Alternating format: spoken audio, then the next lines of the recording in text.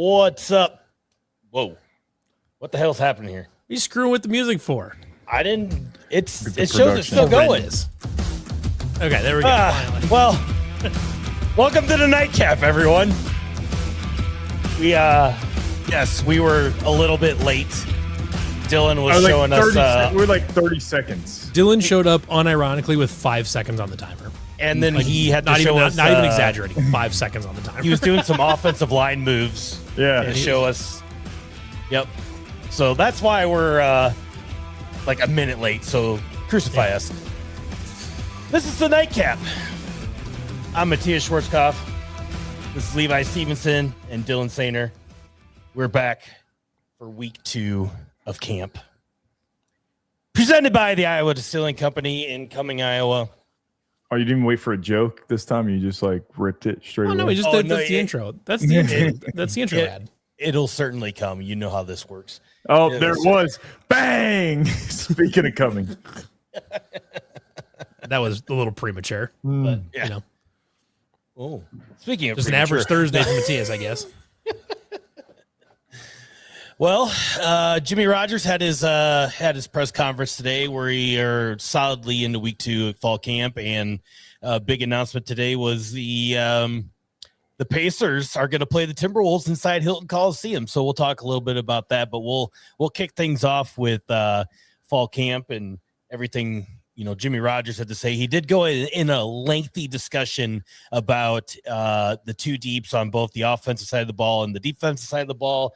I think we as a group in here feel a little more comfortable about the offensive side or defensive side of the ball. That is, so I didn't really clip anything out of that, but I do have some things that he said about the offensive side, because that's where a lot of our question marks lie in this program as it going into the first game. Yeah, I mean, there can be question marks around O-line, skill positions, tight end, but like, I mean, quarterback is. We feel comfortable. Like, yeah, we know who the starter is. Played a lot of football, played really good football. So, I mean, yeah. I mean, like, and you know who the first 2 running backs are going to be. You know, we know who the number 1 tight end is probably going to be. Like, we know more than like you might give credit for. Like, and we know that Evan Boyd is going to play. We know that Cody Jackson's going to play. We know Amari Hayes is going to play. We know at some point Dom Overby's going to play. Carter Pabst. Yeah, and he did talk in depth about the quarterbacks, but he did really single out Connor Moberly in his progression that he's had so far, through the spring ball and then into fall camp. So he did talk a lot about Connor Moberly in comparison to the other quarterbacks too. So he also cool. Right after that though, he did give flowers to Flores and and he even brought name checked Hudson Curlin too, which if anybody that's watched any of my shit knows that I've already bought my Hudson Curlin stock. Yeah, you got the stock already piled up in the back. Oh, yeah. I am. I was early on that. Mm-hmm. Mm-hmm. So I'm gonna kick it off here. We'll dive right into this. Was at the beginning of the press conference. My fucking hat is like really. I will say like the more I look into like the OC, maybe it's just your head. I think I'm beginning to be less worried about the offense. I get it, like I think he's a great coach and Tyler Roll. Like, I don't know. I have the clip from last week. You guys can keep going, but I'll get it on here. We'll start with that one, actually, because I love his quote from last week about So going like, from pads. first of all, Dan Campbell is a fucking dog, by the way. Yeah. Like an absolute dog. Like that guy was in New Orleans. He is awesome.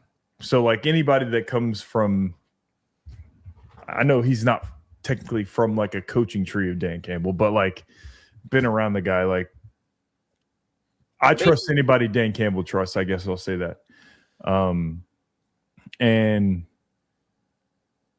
I get it. There is a point of like you have to have, you know, what the guy on Last Chance U, like X's and O's don't matter if you ain't got the Jimmys and Joes. Like that's a real thing. Mhm. But I mean, I don't distrust him at all. Like I think like Mouse is my fucking dude. I'm as comfortable, I feel like. I mean, and you could argue that a lot of your comfort with Mouse as a play caller stemmed from his year at 24 with Roll organizing his running game for him. Yeah. So like, I think most of the doubt about, or most of like the fear people have about what the offense is going to look like is entirely born out of the unknown, or it's born out of a lack of name The too recognition. deep, I guess. Yeah. It's like that's the thing. It's just like with the, before we knew who pretty much everybody on the roster was because we've been staring at him on the roster for multiple years at this point. Like this is just, it's new and it feels different, but I don't think that like there's a massive drop off in wide receiver talent from last year's team to this year's team. We just don't know their names as well. We haven't watched as much tape of them. Like, I think the only drop off is probably, I mean, I may be wrong, but like there's probably a little bit of there's an O-line drop off for sure. Not that they were incredible, but like we don't know. I guess you're saying the same thing. Like we just don't know. But yeah, I don't think that Colin Amick is any worse of a tackle than James Neal was. Right. Well, Like, I guess tight end, your tight end's probably the steepest drop for sure. Oh, 100%. Quarterback, you may experience a drop, but maybe not. Like it may be. I think it's more of a different versus a better or worse. I think it's just a different. Yeah. I don't know. I'm not that worried. I'm kind of. I'll be honest. I've been on the train that like I think the potential for the offense is much higher than people give it credit for. Like early on, maybe it's that like just super basic power run pro style thing that everyone kind of thinks it's going to be all season. But yeah, I think once they're up to speed and they've got the running game working, they're gonna expand that pretty quickly. Well, we also like went through this whole. I don't know. It's just not. CT just ate my brain in half, by the way. But just now or just yeah, like I had like a really good point, and then I mean it happens like at least once a show, but I had a really good point, and the brain damage just kind of ate it away. I think because I was reading a comment, but so I will play this clip from Tyler Roll. It kind of got me. I think it started leaning me towards what Dylan was saying earlier, like, just kind of buying in a little bit more to the offensive side of things.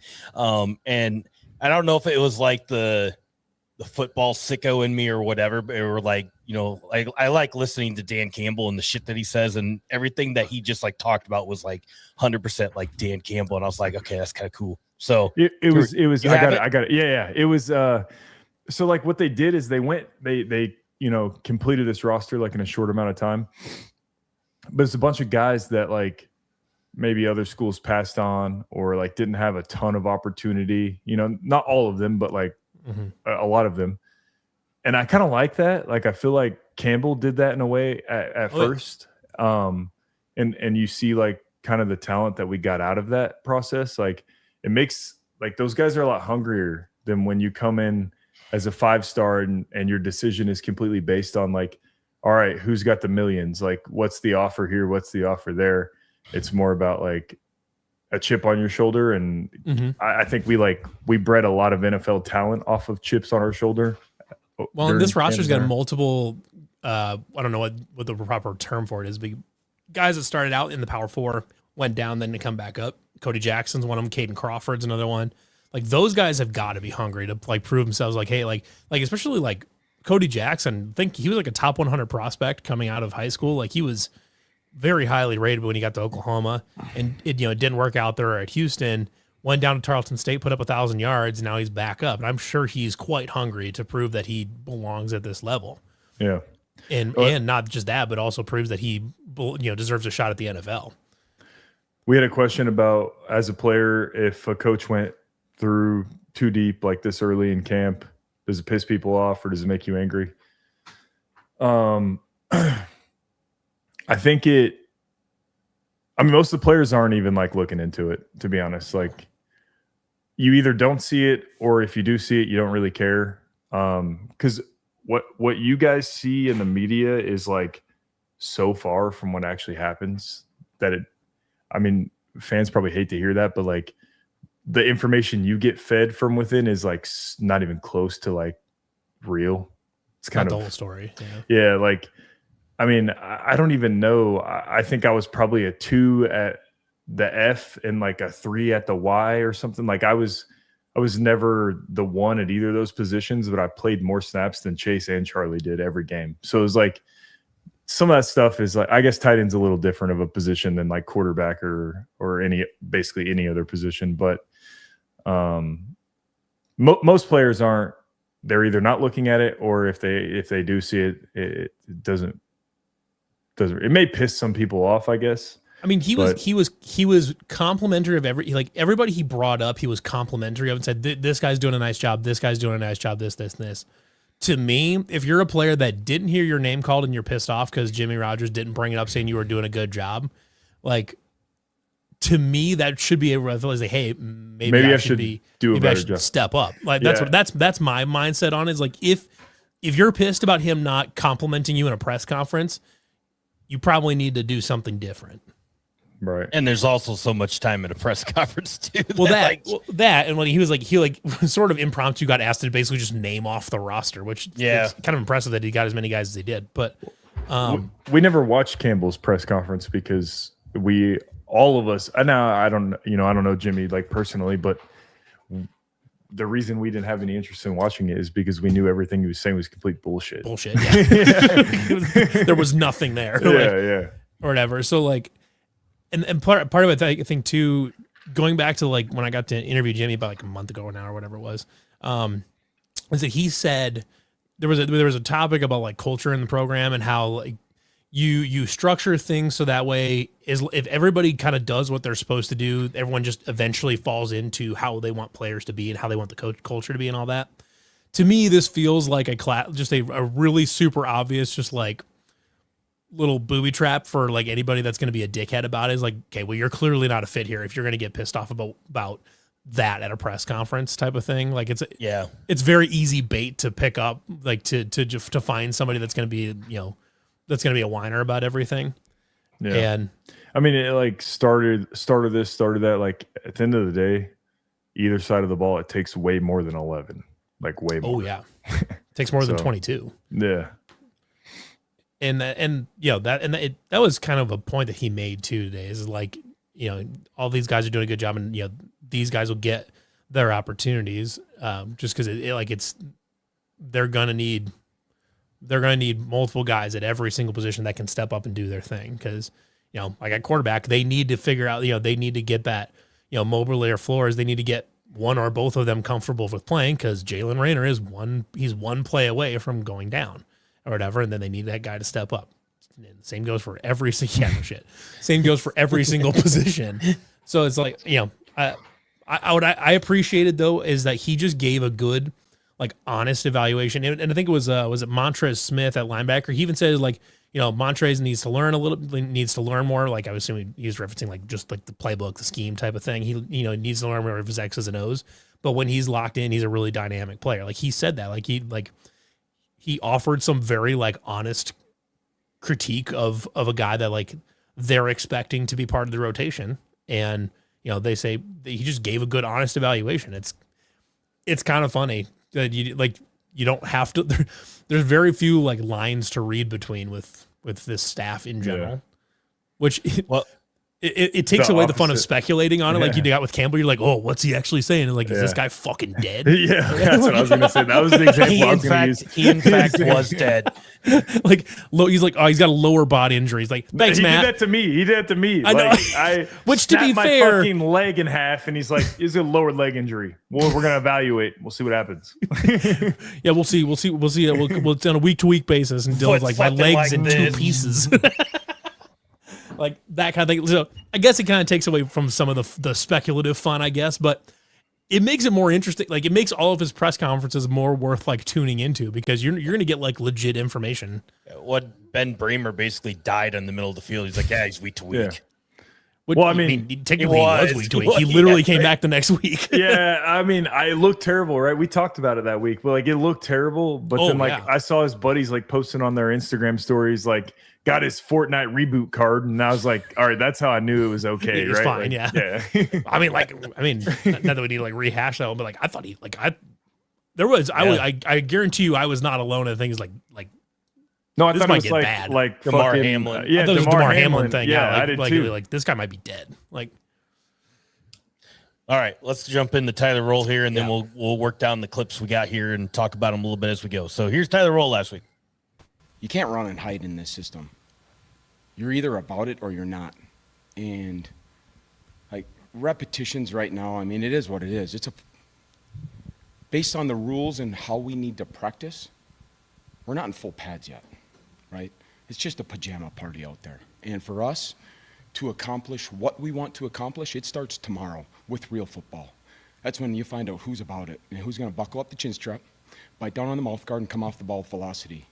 And I'm excited to see who responds because there can be a lot of hooting and hollering without pads on, but who's going to be about it tomorrow at 10 o'clock? That bite down on the mouth guard, come out the ball with velocity. It's just got me. Yeah, you know got why me I like feeling that? Because that guy sounds like he's sick in the fucking head, and I love that. There's something particularly sinister about him having that like North Dakota, Minnesota accent. Yeah. Like we're gonna time to strap on the mouth guard. We're gonna go down. We're gonna stick with velocity. Like, There's something deeply sinister about it. I'm not sure what it is. he sounds like he is mentally unstable, and I love that. It's like my favorite thing about people in the sport. Dan Campbell talked to him for 5 minutes. He's like, "This is my guy." Yeah, like yeah, he literally consumed it all. He's like, it's a fucking pajama party out here. if you're a football coach and like you're like too articulate and you like seem like you should be doing my taxes, like no. I want to feel like maybe if I'm in a room alone with you, you might try to pull a knife on me. Like that's what I want to feel from a football coach. Well, Roll might be that guy. I'm in. He was already bored of no pads. He's like, yeah, right. He's CTE, not Antonio Brown CTE, but like the good kind. The good kind.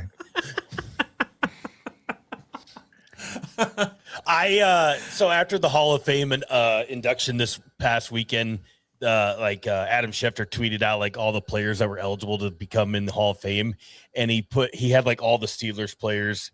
It was Ben Roethlisberger, Antonio Brown, and Le'Veon Bell all at the same time are eligible for the NFL Hall of Fame. And I just got thinking, I'm like, could you imagine in an Antonio Brown Hall of Fame induction speech what that would be like? Well, we'll get it because I think he might actually be in the Hall of Fame. I think he's a Hall of Famer. Yeah, that will be must-watch TV. Like, he was disgusting. Like before the hit that like ruined his life. Yeah, he was disgusting. Yeah, he was really, really, really good. It would just be. It's going to be. You know the hit I'm talking really about, bad. right? The Vontez perfect hit. Yeah. Vontez perfect. Yep, that guy did some damage to more than a couple people. Yeah. Mm-hmm. Yeah, Tua also probably would have been pretty good, but scrambled eggs. Yep. Yeah. Yep. He no bueno right now. Yeah. All right, so we're gonna move on here to speaking of scrambled eggs, special teams. Hey, Rob Graney's my dude, bro. Chill out. I was buckling in to try to see how he was going to make that segue work. I couldn't. I gave up like half after I started. Yeah, I'm like, we're talking shit on special teams. Give Rob a chance. You know what I'm saying? Like, well, special teams are going to be pull the ripcord. Special teams are going to be very important this year, and Aiden Flora is going to be a big part of that. Good afternoon, Coach. The other day, Coach Bob had talked about when he was working with developing the best version of themselves as young men, as well as football players, being vulnerable is important. Yeah. How does that fit into your holistic approach of, in that same vein of, hey, you're charged with not only getting them to be the best person they can be, but how that funnels into being the best football player they can be? I think, kind of what he was talking about was for our players to be who we want them to be, they have to feel comfortable in their own skin. And they gotta put their guard down, and they gotta let us know when they need help. It's part of growing as a person.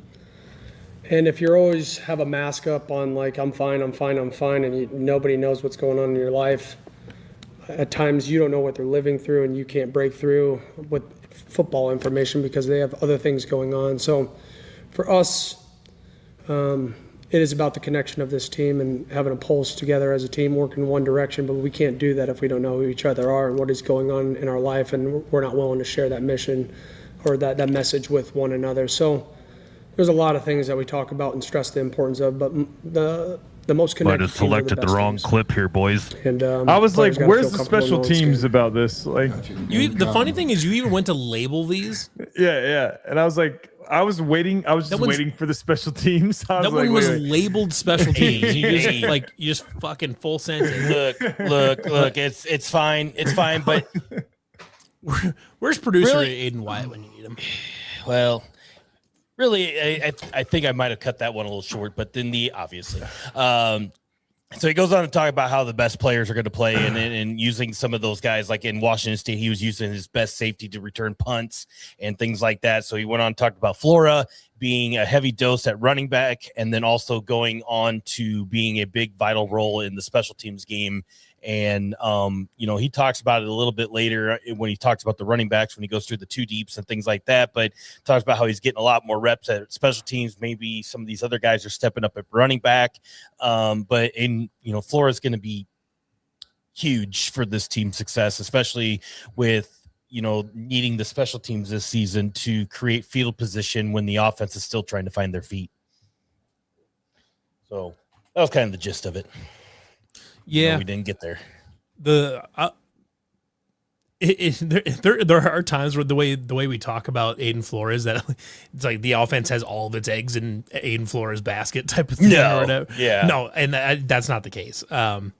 It's important that he has a good season, but Cameron Petaway is also involved here, Yep. and then and Caleb Francois has gotten multiple shout outs so far this camp as well.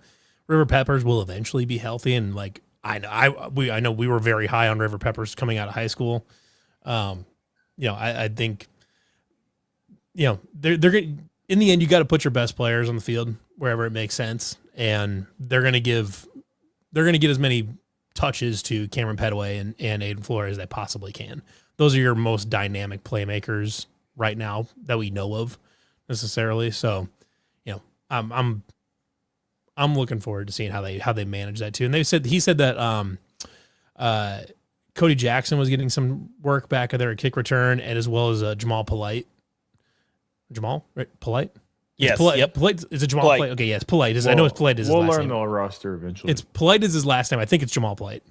It's Jay Polite for sure. And he actually been in a bunch of clips that making some great catches, and I think he's been. Did you see that clip? Did you see that clip that they put out the other day of it was Cameron Petaway on a carry, and they bursting through the gap?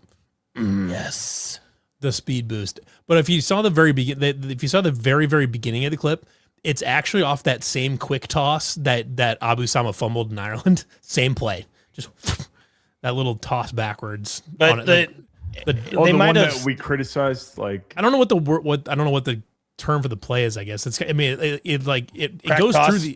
goes through the A gap, but it's a toss. It's kind of a weird. It was one of the dumbest things we ever done ever. But we've done it, but in a game like that times. with the conditions we were under, it was a weird call. Yeah, crack toss. We've done that play a few different times. I'm not saying it's bad design, but in that specific scenario, Yeah, you get comments like these out of every camp. It's like, oh, the defense is dominating or the offense is dominating. It's like, does that mean the offense is good and the defense is shit, or does that mean that the offense, or is that the offense is whatever? Generally, your defenses are you typically hear like a defense is ahead of your offense in camps, but yeah, any good news out of an offense in camp is, I take it as a good sign, because I've been through a lot of camps with my professional team where the offense was complete shite. Hot take. Good news about your offense is good. Good news. Hot take. Really good news. Deep cut there. I know. Could also mean that your defense is shit. Could also mean the defense is shit. That's the thing. Is it because the offense is like the defense is good and the offense is just amazing, or is it because the defense sucks and the offense is fine? That's Austin says, fuck it. All he knows is we're giving Iowa belt to ass. I mean, hey. Speaking of coming, we should say thank you to our sponsor over at Iowa Distilling down in Cumming, Iowa. Check out the Prairie Fire Cinnamon Whiskey, the 1858 vodka.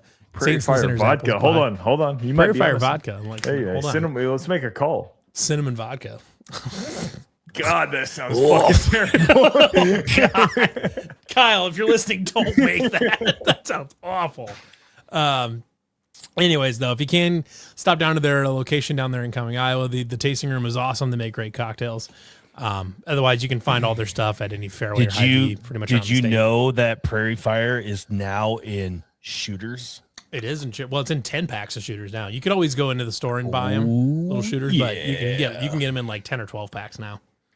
So this is why, like, when I come back to Iowa, I was like not wanting to make the transition, because I was like, well, the competitor, I can get, the little, you stuff them in your pockets. Well, now I'm in there, don't got to worry about it.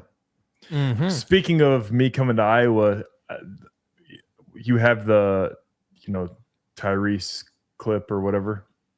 Spoiler. Jeez. Well, you already told everybody.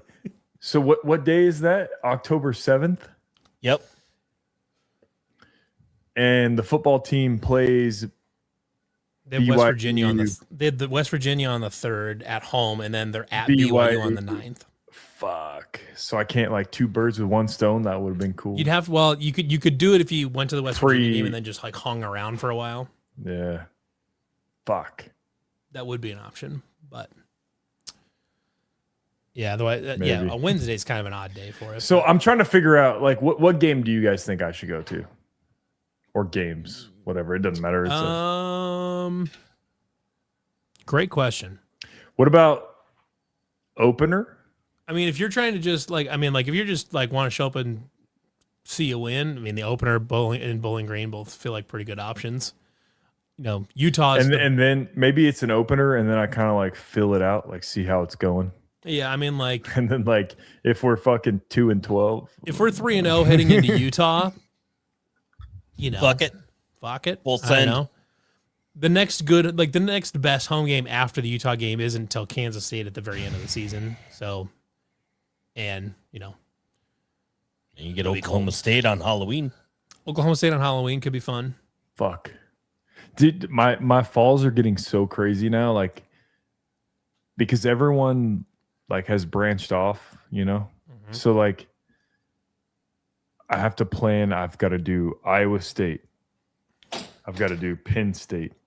I've got to do Auburn. Like, I've got to do Arkansas. I've got to do like all these fucking places, because which I don't know if you knew that Jeff Myers is the O-line coach at the University of Arkansas. Yeah. Is he? Cool. Yep. I don't know if I knew that, but rough life for Dylan. Oh no, he has to attend college football games in stadium in person. Oh no. We're all suffering equally. It's not going there. It's just like, or it's not like being at the game that sucks. Once you're there, you have fun. It's like planning to get there. Planning and like going all the, like, I'm trying to not like go out of my way to see a shitty ass game. You know what I mean? So like trying to match all the schedules to where I can go to like a decent game for everyone. But anyways. Yeah. Jaquan Bailey got to go to practice last week with the Race and Newton. Yeah, I saw that. It's pretty cool. I'd probably show up at practice and they'd be like, who the fuck is this guy? Who's this guy? which is crazy because like if I showed up at practice 8 months ago, they'd be like, "Oh my God, fuck it, how are you?" Now it's like, oh my God, how are you? Yeah, now it's like, the fuck is this guy doing? They're just trying to like, is he a former player? They're like, hey, Jimmy. Is he cool to be here? Like, I mean, he's Is fucking Dylan big. Sainer on the list? He's fucking big.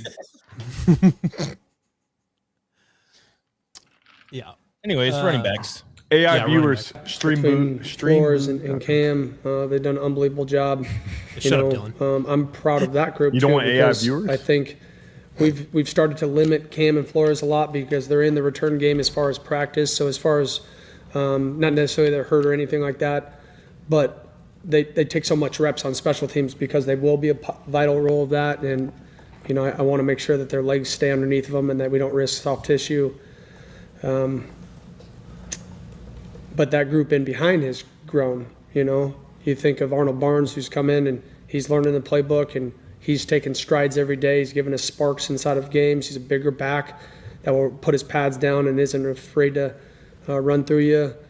Really happy with Caleb Francois, big kid that can run. He's more like a long glider, but he carries 210 pounds. He's really dynamic. He's a freshman that is, you can see in freshmen right away, true confidence. And he has that, He's made some plays already that I don't typically see out of freshmen on day one. And I mean from the intellectual standpoint, not necessarily just like, does he know the play and make a good run? I'm talking about like when chaos breaks down, how does he react in that moment and what is his first thought? And it's usually stand around and the unknown of what I should do in this segment. He just plays, and that's what we're looking for. Two things here. So we talked about Francois last week. I took that whole thing as It's always the third try for Matisse to get back to the right leg. Yeah, it's like that Caleb is going to play, and he's probably going to play a lot, which is great because I think he is very highly regarded as a freak athlete too. So that's cool. And then also the other thing was I was laughing the next day after Levi and I recorded this last week. We were talking about Flora and how he probably wasn't like the way we explained it was that like because the narrative has always been you can put running back. Yeah, you can put Aiden Flora with it anywhere because he can catch the pass or whatever. And I was like, well, maybe, but we actually haven't like really seen him catch passes before. So like I actually legitimately said to a certain extent.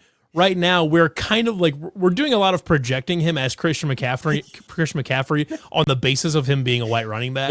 And then the next day, and then literally the next day, Royal calls him Christian McCaffrey. I mean, that was we fantastic. had Carson. Like Carson was kind of, I think, like maybe made that impression on everyone. Carson Hansen. Yeah, but like Carson Hansen was more of a bowling ball. Yeah, he's more of a downhill guy. But he caught the ball. Like, I wouldn't line him up in the slot though. Like I would personally not. I mean, yes, but he's more like he's north south fast. He's not all that quick in space, and he's not super like laterally agile. I guess. Well, I think that's what makes CMC is. He's kind of a little bit of both, in my opinion. Right. Well, he's a bowling ball, but he also is like. I mean, if you were building a running back in a lab, you would build Christian McCaffrey pretty much, right? Or whatever. Yeah. But like, Aiden, mine would probably look more like Derrick Henry. Yeah. If I built him in a lab, it'd probably look more like. It's one of those. I mean, it's one of those two. Like you would build one of those two, depending on what you're trying to do with the running back. You instantly said lab, I was like, so Derrick Henry like can catch, but he does. Like they don't really throw him the ball much. Yeah, well, he doesn't need to because they don't. He just runs but that's what I'm saying. RoboCop in a football uniform. There's two modes of thinking here. It's either you get RoboCop and running back, or you get like Christian McCaffrey. Like there's like, it's one of those two. But it was just funny they had like that night. I was like, we have to see him catch passes right now before we're gonna like anoint him the next Christian McCaffrey. Slow down on the Christian McCaffrey stuff next day. He's Christian McCaffrey. Classic. Fuck! I was like, well, okay. Yeah, and Carson also ain't got no wheels. Maybe Roll thought the same thing. You know, maybe he's blind. He's like, oh, I got a white running back. That's Christian McCaffrey. You know, maybe he's Maybe I was exactly right. Yeah, it was just perfect timing. I mean, if you look in comparison to like Carson Hansen, though, like Flora definitely has much better like long speed than Austin is like spit. He's like, if we're gonna judge a viewer by their comments, he's had some pretty solid comments throughout the entire show. Oh yeah, Carson Molasses, Aiden's Mayo. I like that. That's good stuff. I don't know if he's quite molasses. Like that's a little he's Carson. Carson is at his best when you can get him north south and just let him run in a straight line. Basically, if he had to like make somebody miss, he was not good at it, and he would often get chased down on long runs. He kind of reminded me of like Peyton Hillis. Kinda. A little bit, not quite as powerful as Peyton Hillis, but he probably won't ever be on the cover of Madden. But no, probably not. Maybe. I mean, maybe you never know. He just like Carson was kind of good at what they asked him to do, but they didn't ask him to do much besides just get vertical. Essentially, You know what we need or throw the ball. It would be really fun. A Mike Allstott. We had one of those. In my opinion, Mike Allstott is basketball Dustin Hogue. Put him on literally every team and they get better. He's kind of like it would be so fun. Now, I'm gonna feel so bad saying this because it's my boy. He's kind of like Sam Seambuckner if Seambuckner was like a little more athletic. Just a little.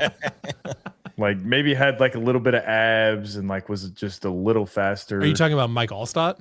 Yeah, like if Sam Seambuckner was just a little more, just a little like a little more juice. Love Sam to death. He's awesome and he did awesome things, but just a little more. 10 out of 10 name. Seambuckner? Yeah. Yep. Yeah. Wisconsin native, I believe. Yeah, they were it was kind of like Sainer and Seambuckner. Like neither of them they both look fucked up and they don't sound right. Still do. Well, I think if I remember correctly, me and Seambuckner were roommates at one point. That puts I'm me gonna look in. this up. I think Sam Seambuckner went to the same high school as AJ Klein. He went to I used to know, but it was in Wisconsin. I didn't realize he's on the Penn State staff now. Yeah. So is Chase Ellen. Never called me. Yep. Never called me. Fucking assholes. Arrowhead High School, same high school as. You know what I should do? You know what I should do? I should uproot my whole life, move to fucking Ames, Iowa, and volunteer coach for the Iowa State Cyclones, and just be like, "You guys should have called me." Yeah. I just don't want to live in Iowa, dude. Like I love Iowa State. I just don't want to live there. Why? It's just like I don't like the winters. I'm a pussy. I don't like it. Apparently. Not playing football. I wasn't a pussy, but like now that I'm the evidence is damning at this point. You're really piling this up right now. Now that I'm retired, like why? Like if you could choose to deal with the winter or to not, you know, I like the winter. If you had the choice, I am pro winter. The reason it's cool here is like it's the same temperature in the summer, basically. Yeah, 90 degrees with 80% humidity. Yeah, it's actually more humid in Iowa. Oh, it definitely is. Yeah. And but like I still get to see snow. Like it'll snow. We got 10 inches one time last year, but it's just one time and then it melts the next day. So did Larry's mom. Speaking of Larry's mom catches so many strays for some. Yeah. Larry's not even in here. Larry's mom ain't in here, and he just catches strays. Catch strays anyways. That's a daily thing. Mm-hmm. 10 inches too. Shit, I had something to say, and then I made a Larry's mom joke, and now I'm sidetracked. 10 inches is overly extensive. It's too much. I mean, 6 is a lot. All right, so let's just. If it snows like an inch here, don't be shitting on Francois. Oh, here. we got a Caleb Francois hater in the chat. It's crazy. I don't know. I think he's gonna play. I'm gonna pull up some. Tape here, and we're gonna check him out at some point.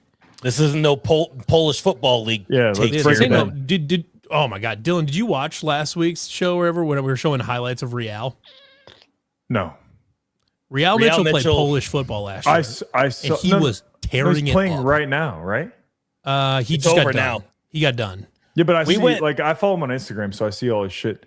We went 35 minutes on the Polish Football League last week. He's a dog.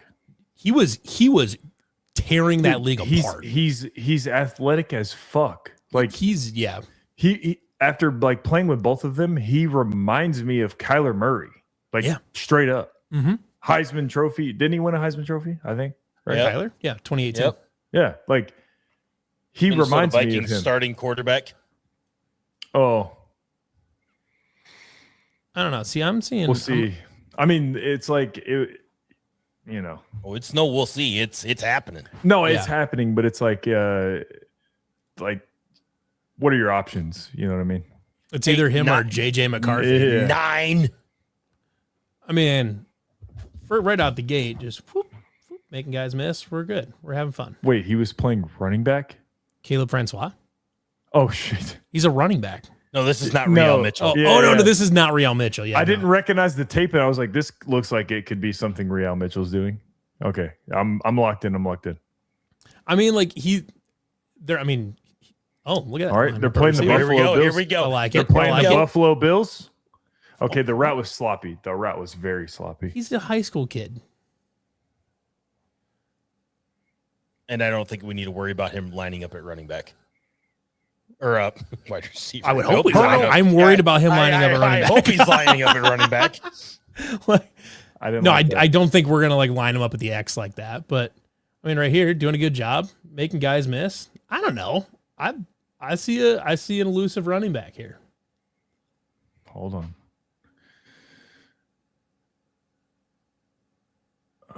Crazy fakes by this quarterback here. Yeah, no shit. Okay. Now we'll keep watching before I critique. All right. I'm intrigued. Once again, this is the portion of our nightcap where it's bad Yeah, radio. You should be watching at this horrific point. radio. Yeah, Uh, that defender didn't give a fuck. It's like 77 on the Polish Football League. He runs pretty high. I ran a guy over there. Like yeah. that. Well, yeah. It was bad defense is why, but Good throw. Jesus, hell of a throw. that was a crazy throw. On a rope. Thread the needle. I'd be curious to see if his quarterback's playing anywhere next year.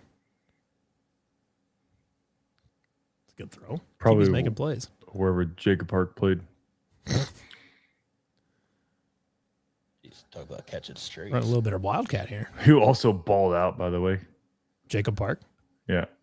Yeah. Well, we went over the stats. It wasn't necessarily ball. They were big numbers, all of them, including Yeah. interceptions. Yeah, including interception. He just did stuff. He did more stuff than everybody else. He does run really high. He runs high. Brees Hall did that too in high school. Turns Yeah, out but he was a much better athlete. I don't know. Seems like a pretty good athlete. I don't know. I don't think you just single out a guy in the running back room when there is. I mean, obviously there's room to be singled out in that depth chart, but I feel like there's a reason why he was, talking specifically about him today. And rather, Yeah, I mean, like we can watch Longer high school than- tape all. longer I'm not than saying he's bad. I mean, you could turn on my high school tape. It's fucking atrocious. I was like, I could barely walk. I was too big for my body. Like I couldn't function. I mean, Um, you can watch all the high school tape you want, but like, but I mean, if he's doing well in practice, that's the only it thing that appears really they, matters. as the season went on, they use a lot more Wildcat. Fuck that quarterback. yeah. And this is one too. Like this feels like a kid that once you like talks to a college running back coach and like he's talking to Tyler Roll or whoever.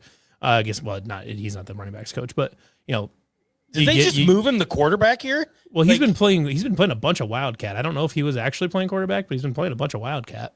It's almost Like- like they just exclusively moved him to quarterback at this rate. Yeah, I mean, Does this highlight tape have music? I don't know, probably. Oh, it sure doesn't. All right, I like that. Just All dead right, he's silent. back at running back. 9. Oh, No.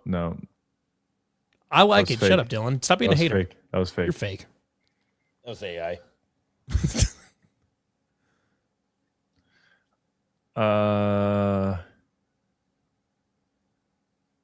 Little underthrown, but good high point. Well, I mean, sure he has a lot to work on. I mean, he's a high school kid. Right. I don't know. He runs tough.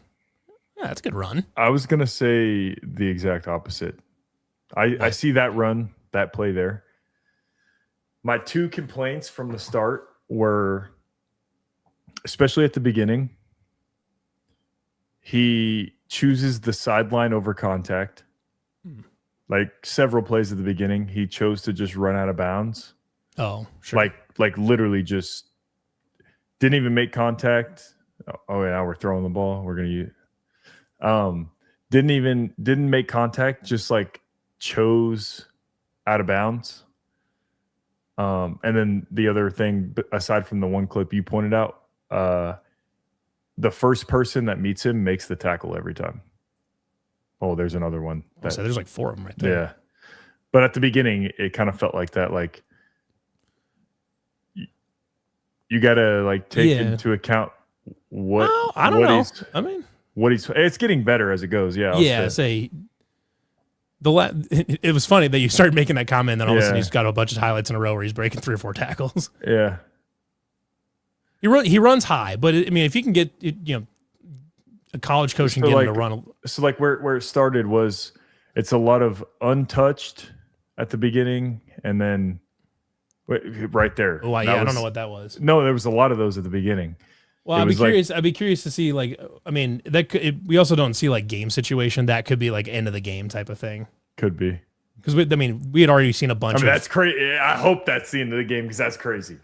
If he just went out there, that'd be fucking crazy. But like, we'd already seen a bunch of plays from this game. This to me screams like this is the end of the game, and who gives a shit? Where they're playing at it's probably a title game. It's probably a title game, yeah. So I would imagine that's probably what that was. But there's a lot of in the end, where he chose the sideline over contact, and then the first guy made the play. But I mean, it got better as it went on. Yeah. I'm being super critical over high school tape, but yeah, I think if he can learn to run a little bit lower, and I mean, how tall is he? Wins 6 foot, and I mean that's like it's not abnormally tall, but it's a little tall. It's a little on the tall side for a running back.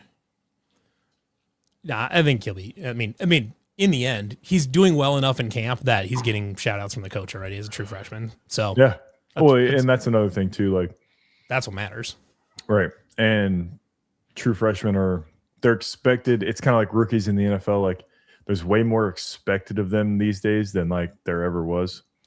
Mm-hmm. Well, speaking of true freshmen, we have some players on the offensive line that are pushing into the 2 deep, and we will listen to Jimmy talk about the offensive line from today. Go for it. I'm gonna piss. Jake Taylor stood out significantly. Caden Moss has done an unbelievable job. Barrett. I can't say enough about the O-line and how much has been put on their plate and how they've, I feel like that group has worked extremely hard. We could rotate at many positions. Between Colin Amick and Messiah King is kind of a battle going on, as well as Gabe Greenlee. So I won't get too much into the weeds there because there's so much moving parts. But I would say Braden Stevens has stood out significantly. And we got some good freshmen in this class. One is a true development player in Brady Harr that's never played offensive line in his life, but he's a 6'8" kid that gained 40 pounds in 6 weeks here. He's going to be a monster of a human, and he cares. And if you care and you play hard, good things happen. Kingston Futuali is going to be a dude. Yeah, he's good, and he's a true freshman, and he's pushing right now to be in the 2 deep. I would say that. He's twitchy. He's really cerebral kid. He can process information extremely fast, really focused. Happy that he, made the decision to come here. Great kid, great family. Benji, big, he's raw to football, but boy, is he talented. And his future is bright. Wide receiver. The one thing I talk about, I think we talk about it a lot, is the one thing I hate to hear somebody say about offensive line, and I don't think he was specifically talking about like rotating guys in the middle of the game here. He definitely wasn't. Like guys just play multiple positions, but I think we've talked about it a lot where we want guys to be able to just stick at one position on the offensive line and Let just the tackles be there. be tackles, like guards be guards. But obviously with the amount of offensive linemen that they brought into this, when you remove the video, it just goes instantly back to that. So shut your mouth. Anyways, with the amount of offensive linemen that they brought in, it's kind of like maybe some of these guys were playing out of position at their other schools, or they've developed bigger bodies since the time of being recruited at their particular position. So there's probably a lot of that, just trying to figure out where guys can fit and mold into there. So hopefully, we're not seeing a lot of rotations, in the games or after week one. It's good to hear that Jake Taylor is a standout, especially with some of the injuries that he had at Oklahoma. The other name he threw out there though? Which one? He threw out Masai King today. Yes. We finally got our first Masai King mention. We finally heard it. Matthias and I bought our Masai King stock immediately. But we hadn't heard a damn thing. He's also in a battle for the right tackle position, which is still, I think you and I pegged him to be like the starter at right tackle, but it sounds like there's some competition there. What? Speaking of pegging. I'm trying to talk about the offensive line here. Just another Wednesday night for Matthias. But yeah, so I guess I'm high on Jake Taylor. Obviously he's got to stay healthy. The health is the entire question with him. And then there's a lot of other guys that had some injuries at their previous schools. So, hearing good things about the offensive line, but there's still a lot of work to be done there. And then, that Brady Hard, just for people who don't know, he's a kid from Hampton Dumont here in Iowa, played tight end and defensive end in high school. He's literally, he just said he's 6'8", big fucking kid. Kind of like just could be an offensive tackle, like a monster. So, we'll be interested to see how he develops. Obviously, he's probably not going to be playing a whole lot this year. Obviously, never playing offensive line in his life, but he's got the frame certainly. And I'm not even going to pretend to pronounce that guy's name, but Futuale. Yeah, originally committed to Washington State, and then was part of that recruiting class to come over with Jimmy Rogers, and pushing the two deep. Who knows?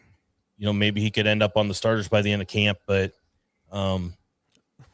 Jonathan Baker with some inside info here. Ref the kid in basketball needs to get tougher. Oh my God! I like Damn. that. No, I like that. Okay. Hey, Jonathan Baker, my goat. That's the type of fucking shit we need. Yeah, Evan Boyd has repeatedly gotten shout outs from Jimmy, which I think we've, generally speaking, I think we've always thought Evan Boyd was probably going to be in that first three, played a bunch at Michigan State, is here now. Hey, I missed dunks in high school, but I didn't get mad about it. I laughed about it most of the time. I had a breakaway dunk, like nobody was near me. And I tried to bring that shit back like I was Jordan in his prime, like as far back as I could. And I threw it straight off the back of the rim and it went back to half court. And I was like, what do? You just laugh about it. Like, yeah, it's like, yeah, it was going to look cool because I brought that shit all the way back here. Like it was going to look cool, but it's going to be cool. Yeah, it just wasn't. I could have just two-hand dunk and everybody would have been happy, but I was like, nah, we're going to style a little bit. And your coach was probably like, oh my God, he's going to do it. Oh, fuck.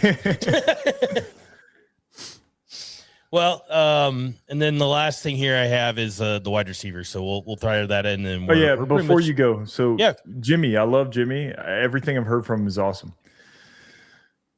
The guy, anytime he should use the word mini, like M-A-N-Y. This is miniature. No, he says much. Like he uses much instead of mini. Like replay the last clip. I already got rid of it. Shit. Okay. It's probably it's probably in here too. It's been on all of them. He's been used what? Like I already forgot what the fuck he said, but well, let's see if he does it when he talks about the wide receivers here. CT strikes again. No. Here we go. Wide receivers. It's kind of a good rotation there, between Evan Boyd and Evan Boyd, shout out. Carter Paps and Cody Jackson. Cody Jackson stands out. He's probably one of our best workers on the entire team. He knows what he's doing. He makes full speed cuts. Great hands.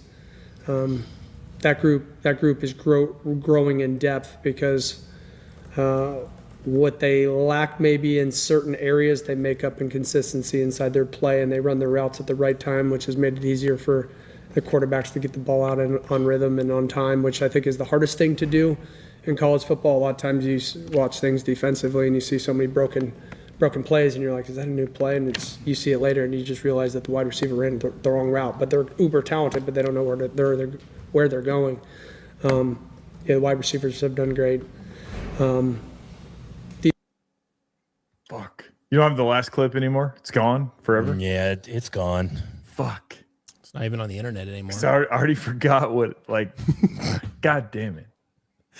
Look who's wrong again. The other thing I did note, and I don't think he purposely left him out. I think he just mentioned three guys and then got sidetracked on another thought about wide receivers, but no mention of Amari Hayes. But I think that Cody Jackson. I mean, worth noting is Amari Hayes was hurt during the spring. Well, and Jake has also said that he's has heard that he's been pretty good in camp too. So, Jake Bren? Yes. Jake Bren, intern Jake Bren, who doesn't do his job. To do his job. Yeah, you can't trust him. No. Intern Jake I Bren. like his style, though. Bald head, beard. Hell yeah. Speaking of bald head. Oh, Hell I forgot. Yeah. Hell yeah, dude. I forgot.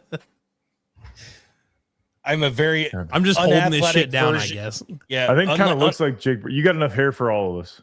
Yeah. I got the unathletic version of Dylan Sainer here. He must be.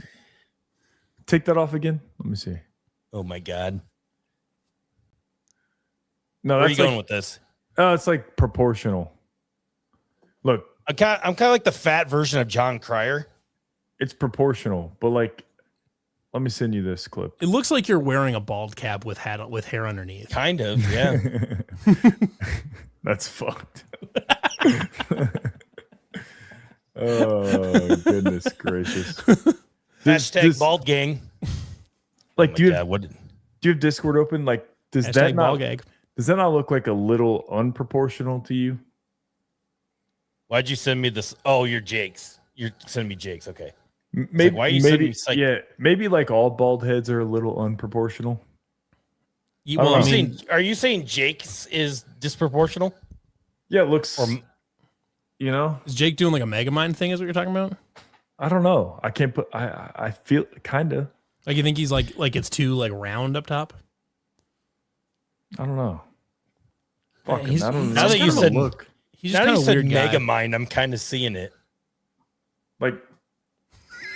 The finally Matthias finally fulfills the bald Jimmy Neutron prophecy. Yep. I'm trying to. I don't know. This could be a funny. It's really funny when people go, when people are bald and they're the top of their head is not the same level of tan as the rest of their face. Oh, it's terrible. It's really dude. funny. It's terrible.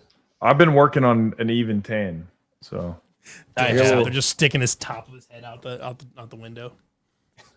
This is being interesting. Somebody just clip this right now. You got two fucking penis-looking motherfuckers on the side of him. And then you got Levi who's a fucking mop. Actually, this is a really funny. This is like Dude, a really honestly- funny visual.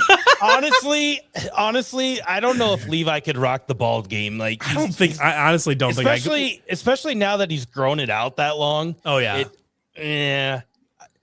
Now that you've gone to this, he also went beard on us. He's like, I'm just gonna grow facial I mean, hair. I've had this for a while. It hasn't been it's longer than usual. I feel like. I you got a little more- I haven't trimmed it in a minute, but can you get the mustache going, Levi? no, I can't. Fuck. Yeah, unfortunately, I can't do that at all. It's just it's super patchy. Like anything above here is really patchy, and it just doesn't grow in at all up here. Honestly, now that I'm like sitting here staring at myself bald in the camera, like it hasn't been that weird until now. It's pretty weird. Now it's weird. What? You think bald head is weirder than fucking rocking a cul-de-sac around everywhere? Like, what the fuck? Well, Matthias was rocking the Paul Feinbaum for years, and now he's finally just shaved I mean, it off. really, you just gotta commit once you start losing the hair. It's a losing battle. I committed like way early. I mean, early. there was nothing here on my. I mean, it would just like do like I can't even do it. Like in the No, just do this. I had a full head of hair, and my hairline was up here. It's just like the back started thinning a little bit. Mine terrible in the back. It started thinning just a little bit, and I was like, "Fuck it, I don't give a shit about this." I was at a they did a live stream of a meeting for our work one time, and I was in Illinois, and like I was in the camera on this live stream, and somebody sent me a picture like, "Hey, I see you." In the back of my head, you could just see it just thinning out. I'm like, "Oh fuck." Well, that's what happened to me. Like I noticed it so early, like more like I probably noticed it before most people would, because like we would do walkthroughs, right? And then we watch the film of the walkthroughs. You're just in like jerseys only, and be like, it's not balding, but like, who's that head down there? Looks suspicious. Yeah. yeah, it's not balding, but like it's definitely thinner. And I was like, fuck it, I'll just shave this shit. I don't care. So I grabbed a screen. I took a screenshot just to like. If you commit, sorry to interrupt you, Jacob Park. Welcome back. If you commit early enough, people think it was a choice. Exactly. Like I had a full head of hair, and it was a perfect transition. The full head of hair. I dressed up as fucking Andrews, the strength coach, for Halloween. And he looks, you don't know what that guy looks like. He looks like this. You're looking at me right now. That's what he looks like. And I had like the COVID whistle, like the one with just a button, but it's a whistle because it was during COVID. I carried around a clipboard. I wore like baggy ass sweats. I like rolled up one pant leg and wore Jordans and shit. And I shaved my head to look like him. And then I was like, honestly, fuck it. Not already bad. Here. Yeah, I was like, fuck it, I'm already here. And I mean, you know it probably wasn't going to grow back. What's throwing me off is now that you guys don't have hair on the top of your head, is that your eyebrows aren't dark enough to line out the rest of your face. So it looks like you kind of have no eyebrows, especially Dylan. Yep. Dylan's are like too blonde. You can't hardly even see his eyebrows. So I had blonde hair. It looks crazy. Oh, yeah. Which is weird that like my beard is this color because my hair was like blonde. Oh, I meant to pull this up. So I took a screenshot. I was going to post it on Twitter or something like that. And I grabbed the perfect screenshot here or whatever. One, look at the timestamp, nailed an hour on the money. Nice. Bang. And then also just got this. Like, what a screen grab.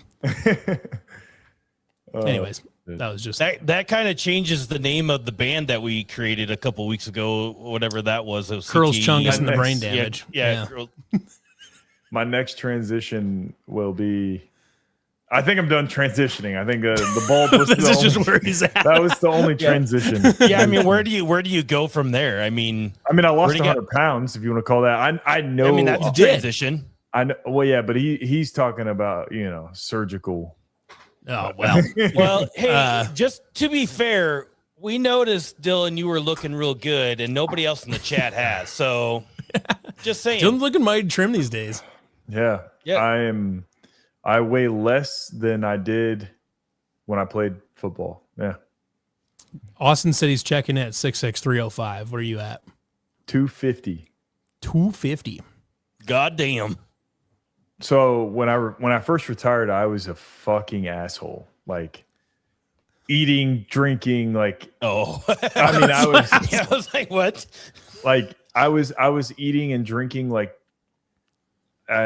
stuff that like villages shouldn't eat and drink as a whole in one day.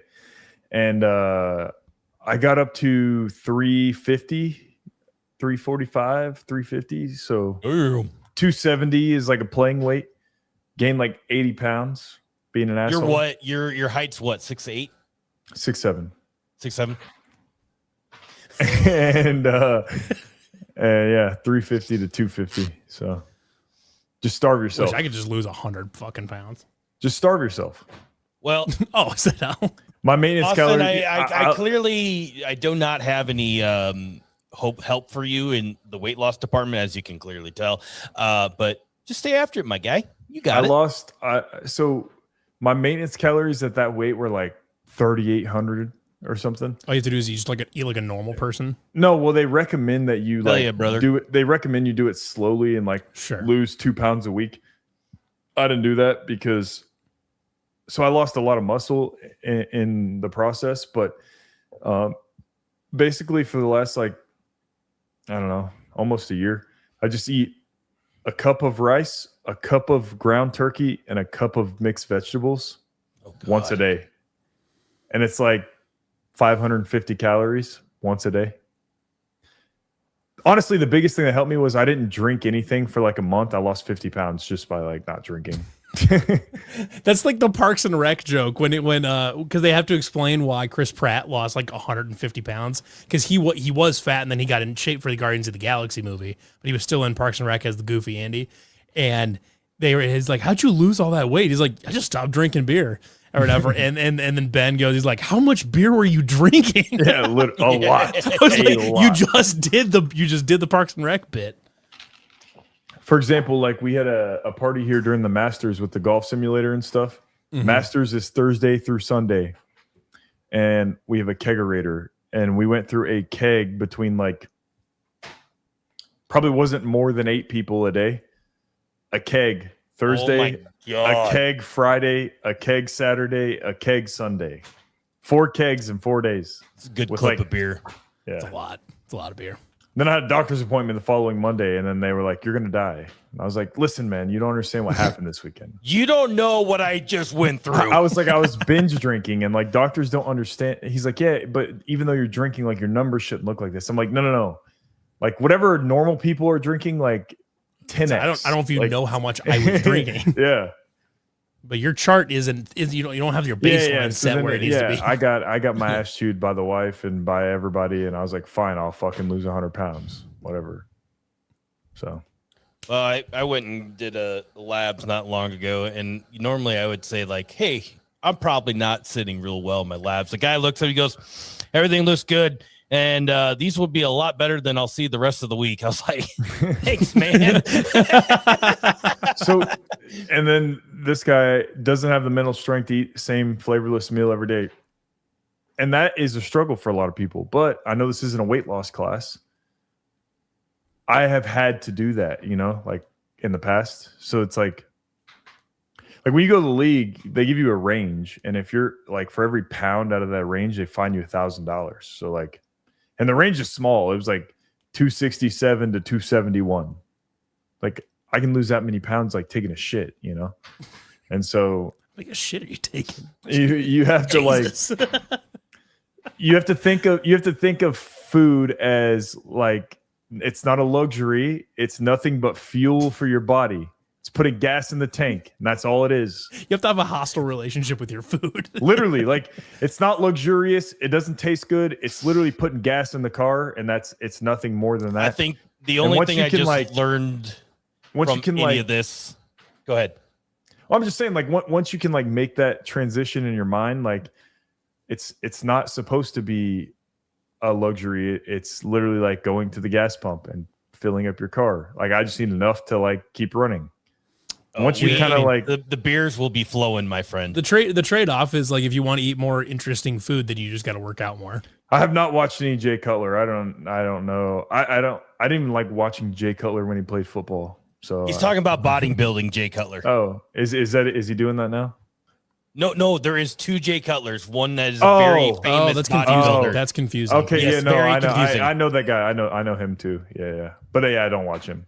Isn't he washed up now? He's old, kind of. The bodybuilder? Yeah. Oh, I think he's still doing it. I believe. Oh, he is. I thought he was kind of. I mean, he's old. Yeah. I mean, he. Yeah, very confusing thing when Jay Cutler played for the Bears, and then they also had bodybuilding Jay Cutler. Yeah, I was like, is Jay Cutler giving nutrition advice? Because Bears Jay Cutler, because he probably shouldn't be. Oh, absolutely not. Yeah. He was just arrested for a DUI not that long ago. So that was Tony Romo, dude. Well, Jay Cutler did too. Yeah, they're kind of the same person. Both like serviceable I think we QBs, talked- but can't win playoff games. I feel like Jay Cutler is a little bit better at hiding his booze, though. No, well, when Did he they get a pulled him DUI? over, yeah, because when they pulled him over, they asked, "You want to do a field sobriety test?" He's like, "No," and he's like, "All right, put your hand behind your back." It's like, Wait, Jay Cutler does marriage counseling. Is this real? Or are he we just getting got rage divorced from Kristen Cavallari. From Kristen Cavallari. Yeah. Yeah, he should not be doing marriage counseling. And then he went on like a thing where he was in his home in Tennessee, and he like something was killing his chickens. So like he went on like an Instagram binge of like him hunting in the woods to find what was killing his chickens. So that's what Jay Cutler's up to. I wonder if Jay nowadays. Cutler and Blake Bortles hang out. Speaking of Bears quarterbacks, I did talk to Kyle Orton in Waukee, Iowa one time. Oh yeah. Yeah.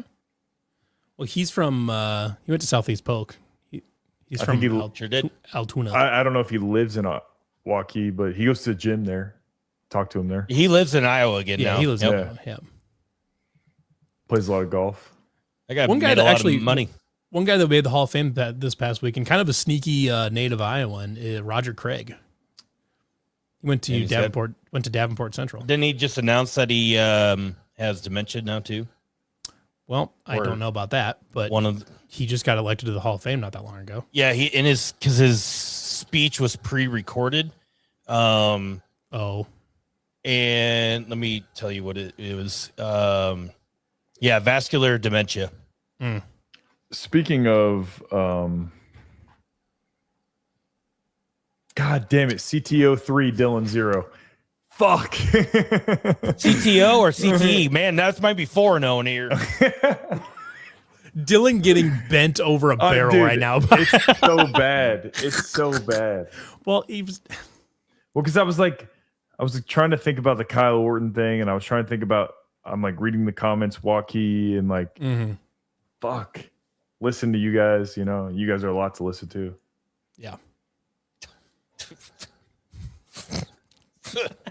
Speak for yourself. It's kind of mean. Yeah. What the hell? We got anything else to talk about? Yeah. The You never got to the Haliburton. Yeah. Pacers are Haliburger. coming. Yeah, Haliburger, the Haliban. Yeah, the Pacers are coming back, or not coming back. They are coming to Hilton Speaking of coming, Coliseum. Oh my God! It just came back. Speaking of Hall of Fame, Kirk Cousins, his agent. When's he getting inducted? Oh yeah, he should be. Okay, I was Holy like, where are we moly. going with this? When is Kirk Cousins' agent gonna be in Canton, Ohio? Kirk Because- Cousins and Max Crosby got into a fight in camp last week and got held Saw out of that. practice the next day. It's awesome. But I mean, this You guy's gotta be a agent, real asshole getting in a fight with Kirk Cousins. true, but also you have to be a hell of an agent to make Kirk Cousins as much money as he's made him. What's the over and under before they replace him with Mendoza? Week 2, Week 2? after week 2, like going into week 3. I'm going week 4. We'll revisit this. I don't know. Just randomly thought. I'll take week 5 and above. Really? I'll price is right, you guys. Yeah. So we got week 2, week 4, and week 5. Well, I said after week 2, so I guess we After got week 3. two, so week 3, 3. 3, 4, and 5. Week 4, 5. Oh, fuck. Really played. All right. So anyways, the Pacers are coming to Hilton Coliseum on October 7th. They're going to play the Timberwolves. Obviously, the Timberwolves have the G League affiliate down in Des Moines, but here's Tyrese Haliburton on it happening. So For me, I broke my wrist in January of my sophomore year, so I missed like 2 months of basketball there. So my last time playing in Hilton wasn't very memorable for me. So it's special that I'm able to go back there and play for a preseason game. I'm very appreciative to our organization for making that happen. And the Timberwolves, obviously, they have their G League affiliates in Iowa as well. So it all came together really well. So this would be, I don't know how many NBA preseason games we played in Hilton. You know, the last one was the Timberwolves and the Bucks when Giannis was there, and That's when I was there, yeah. yeah. So this would be the second one in the last 10 years that we have. So, but it's obviously pretty cool that Tyrese is going to be able to play in Hilton again. Obviously, he proposed to his now wife inside Hilton. So I think it would be really cool if hopefully if Taman is on the roster when it comes to that Yeah, time around. also would be really cool. It would be very cool if they could get like Taman and Tyrese on the floor at the same time, that would be really cool. Like I think that would be an awesome moment that they could try to put together. It's fucking preseason. They can do whatever they want. Right. Yeah, like I think I would love for them to have them both on the floor at the same time. I think I don't know when the actual preseason date starts. I feel like that. Okay, so I'm looking here because I'm just curious, like how many games they would be into the preseason at that point. the season starts like not long after October 7th. It's like October 20th. So if it's pretty early in the preseason schedule, that's certainly a very good possibility. If it gets later in, they're going to be moving It's guys later. down to. It's definitely later. Okay, Because I can't get the fucking thing. October 20th is opening night for regular season. So Okay. Yeah. So I mean, certainly a possibility, but NBA is October kinda weird. 3rd. October 3rd is preseason starts. So it's like I guess Okay. it's in the middle, closer to the start. I guess I didn't know. I thought it went longer than that. Yeah. So then they eventually move the guys that are going to be hanging out in the G League down to G League camp again. Yeah. Mhm. Obviously, Taman is hurt with the surgery that he just had on his meniscus, but hopefully he's. I mean, this could be tough, depending on what that's going to be doing. So Yeah. it would be cool. It'd be cool if they could pull it off, but I mean, if he's hurt, he's hurt. But A lot of things are going to have to happen. yeah. So that's coming up. I just want to see Tyrese play again. It's been a while. Been a minute. Did you see that they had WWE in Madison Square Garden, and they had what's his name for the Knicks Taylor come Swift's in? wedding. Well, they also had that, but Bronson for the Knicks come in, and they were doing a big championship celebration, and then the music hit for the guy that was for Seth Rollins was facing Roman Reigns at SummerSlam, but then they brought out Tyrese instead, and instantly just boos raining down on him. You a big WWE guy, Matthias? I watch it and drink some beers. It's a good time. I just can't do it. I can't get into it at all. I mean, when I was a kid, I thought it was badass. My brain is not. It's 33% football, not monster trucks. Maybe a little bit WDB in there. But Listen, then I love a good monster truck rally. I thought like dirt track racing's in there. once I like found out it wasn't real, you know. Yeah, it's like Yeah, it becomes a lot less interesting when you're like, oh, it's just not real. Yeah. But I tell you what, me and a buddy went up to Minneapolis for the WWE event before WrestleMania last year. We're just like, let's go. We've never been to one. And when I tell you you're out of place there, you're out of place there. Like I'm a pretty fucked up person, but I do not fit in with that crowd. Like diehards. Wowzers. Yeah. I've been to an ICP concert, and I felt a little out of place in that one, but I think I'd feel more at home at an ICP concert than I would at a WWE event. You probably would. I mean, you showered in the last 24 hours, probably. So I have. There you go. You're already out of place. 24 hours was nice. Way ahead of the game now. That was nice. You could have went further than 24 hours. All right, 48 hours, 72 hours. In that time frame. All right. We got anything else get on about? I think it's about it. Yeah. NFL preseason starts tomorrow for sickos, I guess, if you want to watch that shit. Hey, Carson Beck played pretty good the other night. Yeah. He did. Hall of Fame game. He did. Tomorrow night we'll have a stat draft. The last real stat draft of the season. Then 2 weeks after that, the week before the game week, we will have our stat draft finale, season finale, if you want to call it that. And it's going to be like a subjective draft that people will be able to vote on. And then we rage war on the in-season schedule. Yeah. Yeah, that'll be more and fun because you get a lot more talking points when there's football being played. Yeah. Then next Thursday, August 20th, is the debut of the student section pod that we mentioned last week. Whoop, whoop. With our 3 journalism students at Iowa State doing their own podcast. It'll be good. That debuts a week from tomorrow.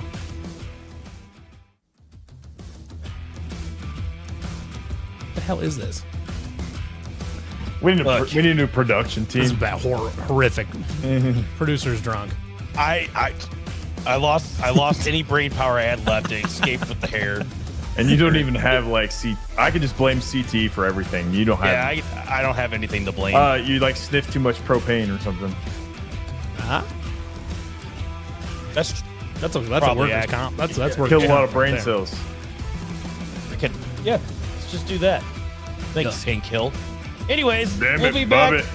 We'll be back tomorrow for the stat draft, and then we move on closer to football season. So thanks for everybody for tuning in. I'm Matthias Schwarzkopf, and for Levi and Dylan, we'll see you guys next week.